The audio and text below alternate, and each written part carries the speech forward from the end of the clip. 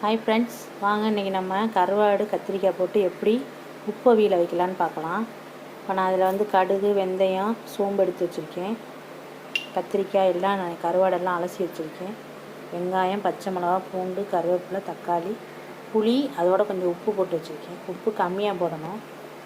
இப்போ நான் சட்டியை காய வச்சுருக்கேன். இப்போ நான் அதில் எண்ணெய் ஊற்றிக்கிறேன்.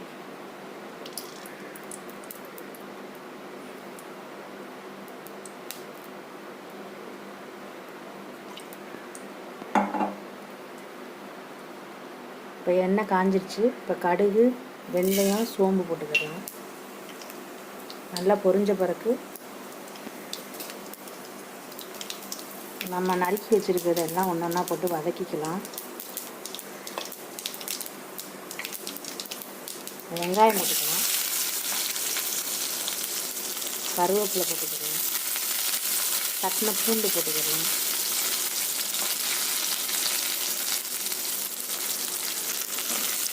பச்சை மிளகா போட்டுக்கலாம். இப்போ நல்லா வதக்கிக்கலாம்.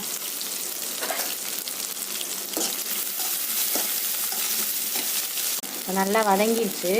இதோட நான் கொஞ்சம் நம்ம மஞ்சள் தூள் போட்டுக்கலாம். தக்காளியை போட்டு நல்லா வதக்கிக்கலாம்.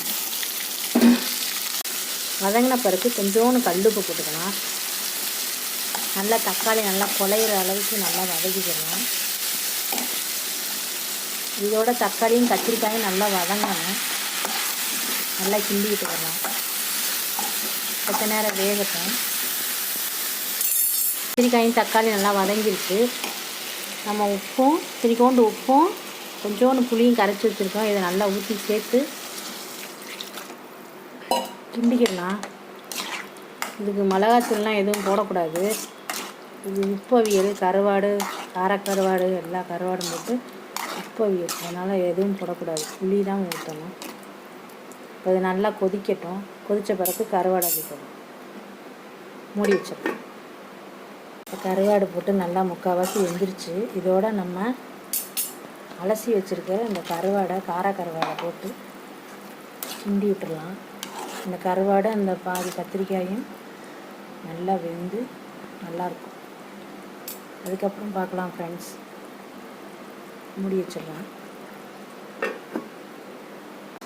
இப்போ கருவாடு, கத்திரிக்காய் எல்லாம் நல்லா வெந்து சூப்பராக நல்லா வாசமாக இருக்குது. இதே மாதிரி நீங்களும் வீட்டில் வச்சு சாப்பிட்டு பாருங்கள் ஃப்ரெண்ட்ஸ். Thank you friends.